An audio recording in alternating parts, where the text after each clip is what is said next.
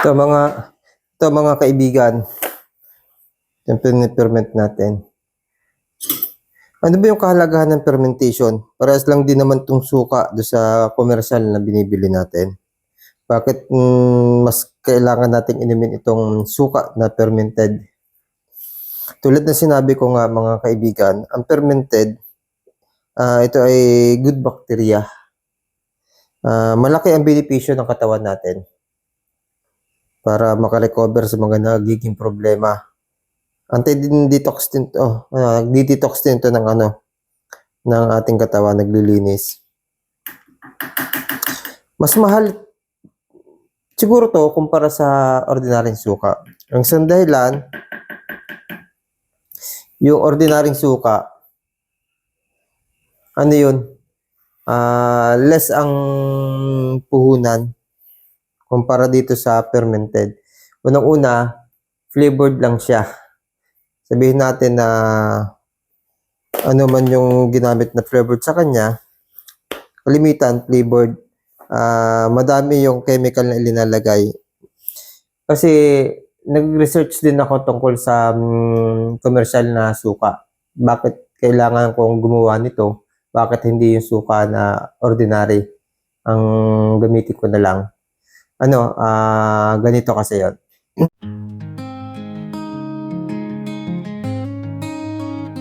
Bahagharing makulay dito sa silangan. Ganda mo'y gusto kong makamtan. Kailan ka masasalat o makapitan? Pangarap ko ika'y aking mahagkan. Paraiso dito sa aking kapaligiran. Berde at lantian, magandang masdan. Pagbukat liwayway sa silangan. Kanluran ng paglubog naman ng araw. Mula pagsilang, ikaw ang aking karamay. Ikaw rin ang kalaro sa maghapon.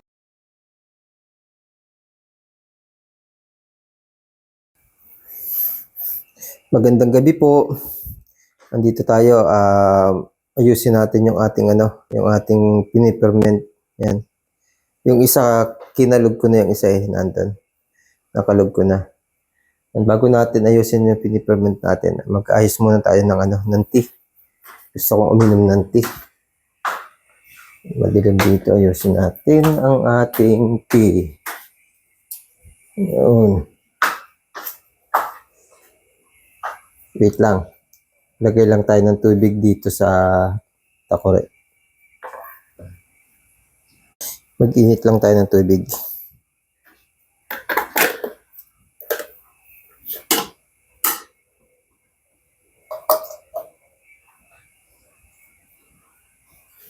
Tapos nasan yung ating tea ito. Ito may piniferment ako na may na mayroong timpla. Spices. Yan. Pili tayo ng tsa. Tingnan naman natin, ito lang ang ating buhay. Ang daming klaseng tsa yan. Gusto ko itong lemon.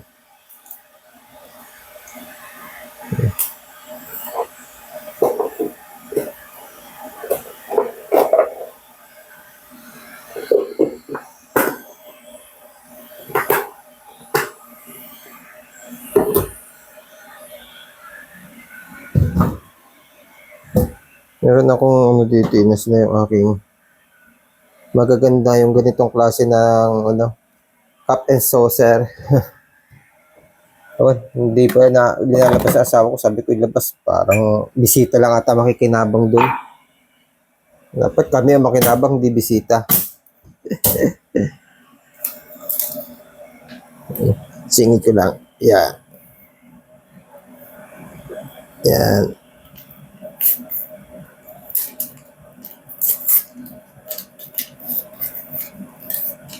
Ito natin. Patayin natin. Mainit na. Bilis lang uminit do sa ganyang klaseng takuri. Ikutin.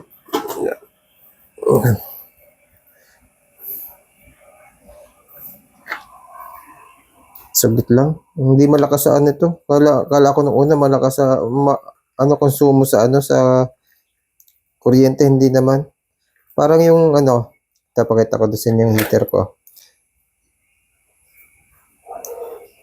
Yung coffee, ito lahat to ginagamit ko. Hindi yan malakas. Ito pa May blender ako.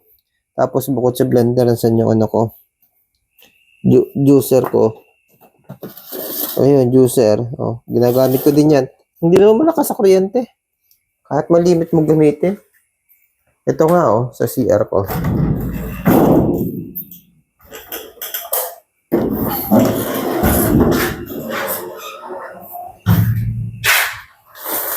Yung heater ko. Hindi din malakas sa kuryente yan. Hindi. Actually, nung gumamit ako niyan, hindi na bago yung kuryente ko. Parang wala lang. Kaya okay lang din. Ang tumipid yung yung sakalan ko sa gasol. Yan. Tumipid. Kasi hindi na ako nag-iinit ng tubig. Ilan kami? 4 kami. Kami mag-asawa, pumapasok kami sa opisina. Tapos yung 2 kong anak pumapasok sa school. Hindi na kami palagi nag-iinit ng tubig. Wala nang pag-iinit ng tubig kasi dito na ako tea. Yan, nagamit namin. Coffee, ito yung gamit namin pag coffee. Ito, sinaing. Wala na. Yan, wala na pag-iinit ng tubig. Yung, kapag maliligo, yung anong ginagamit namin, yung heater o water heater.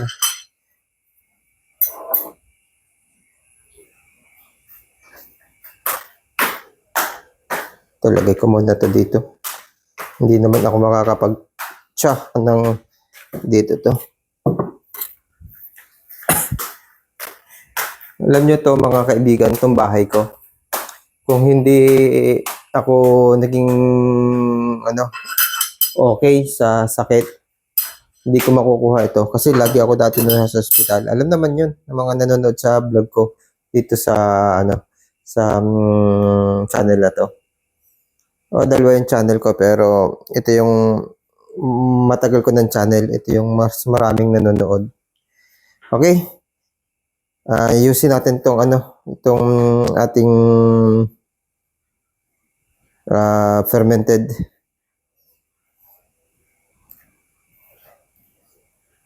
Paano bang gawin natin? Wait.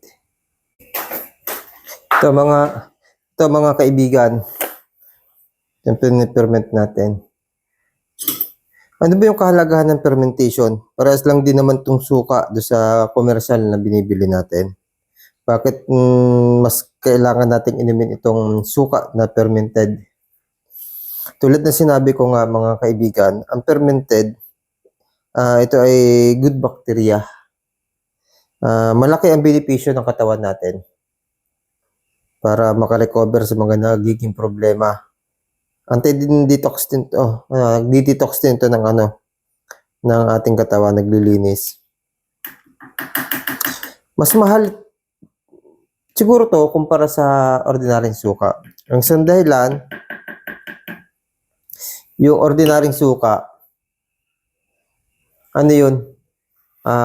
less ang puhunan kumpara dito sa fermented. Unang-una, flavored lang siya. Sabihin natin na ano man yung ginamit na flavored sa kanya, kalimitan flavored.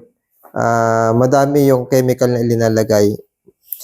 Kasi nag-research din ako tungkol sa commercial na suka. Bakit kailangan kong gumawa nito? Bakit hindi yung suka na ordinary ang gamitin ko na lang? Ganito kasi yun.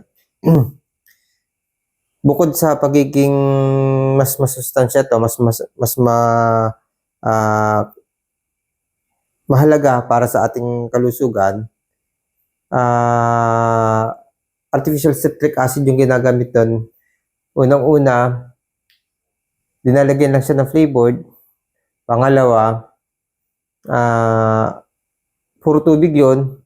Tapos chemical yung inihahalo. Chemical na pwede siyang makuha, yung tanggap siya ng katawan. Ang problema nga lang, hindi siya pwedeng yung marami. May sukat lang talaga yung paglalagay ng chemical kasi kung naalala niyo yung yung sa lambanog, magkaibang klase ng chemical pero para silang chemical. Sinampol ko lang yun dahil kapag naparami yung chemical, may mas mabigat na problemang pangkalusugan. Ganun yung katulad na sa lambanog nga, naparami yung chemical na nailagay nila na panghalo sa lambanog. Unang-una, nasira yung industry ng paglalambanog. Marami yung natakot ng uminom ng lambanog kahit na isang pagkakamali lang yon, nangyaring yon. Yun, may problema ang pangkalusugan kapag napaparami. At saka pagka palagian na yun ang ginagamit. Hindi natin napapansin sa katawan natin, pero habang tumatagal, nagkakaroon ng side effects sa katawan natin. Parehas din lang yan sa mga ibang produkto na linalagyan ng chemical.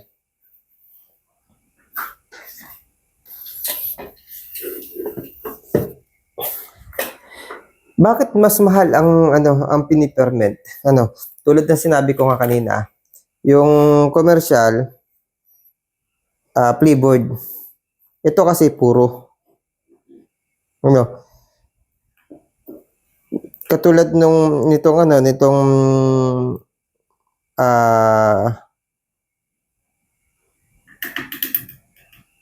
tawag ito, itong prutas, tulad nitong lahat ng mga prutas din, fruity nga to, fruity fermented.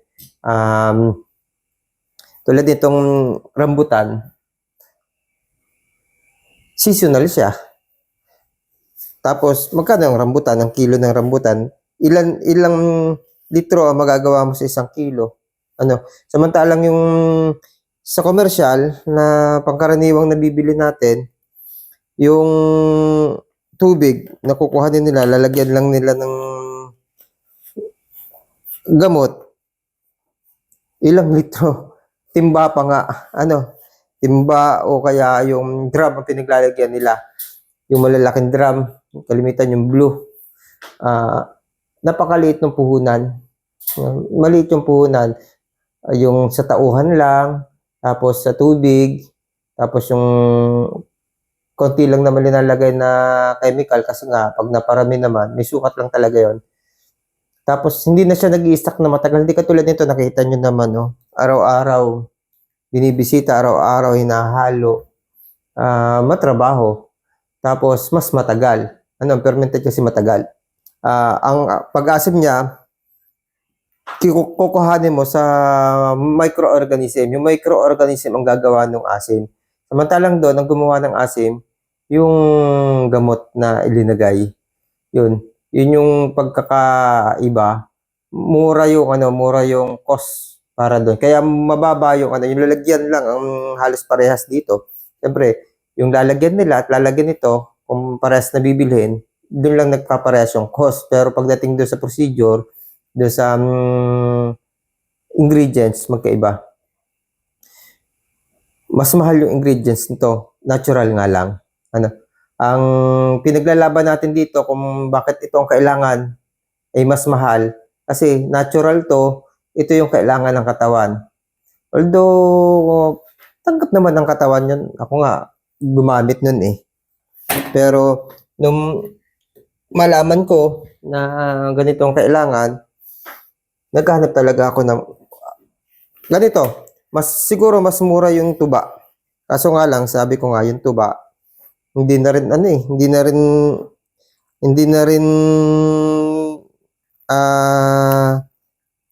nakapaniwala yung iba eh. Naghahalo na rin eh. Pero yung kakilala nyo nagtutuba at kung meron, mas maganda dun. Kasi mas mura yun kumpara dito. Hindi kasi seasonal yon. Itong prutas kasi seasonal, may panahon talagang mahal yung prutas. Kaya alangan naman na kapag gumawa kami ng ganito, ibagsak namin ng presyo. Itulad namin ng presyo doon sa mga sa mga ganong halaman, ay yung prutas, Pero itong isang ito, medyo kaya itong ilaban sa masa ng medyo mas mababa, kaparehas ng mga lambanog. Kasi ito, kamyas, dito lang yan sa paligid. At halos walang nabibiling kamyas na sariwa. May mga kamyas na nabibili, di yung mga tinuyo na. Actually, ito yung kamyas, napakamahal niyan. Ito, lang ito, panlaban natin to sa, mga produktong katulad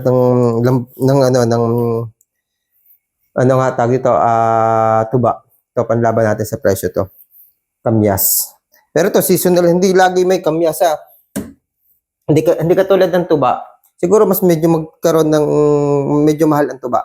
Kasi ang tuba, hindi nauubos. Samantalang tong kamyas, tumitigil yung pagbunga nito. Yun yung kaibahan doon sa mga produkto ko. Kasi, hahanapin ko. At hindi pare-parehas yung napoproduce kong suka. Kasi nga, seasonal kasi. Seasonal yung mga suka. At yun nga, sinabi ko, benepisyo yung habol natin kapag ito yung ginamit natin. Hindi tulad dun sa ordinaryong nabibili natin na kayo na yung hahatol. Kayo na yung bahala. Bye-bye.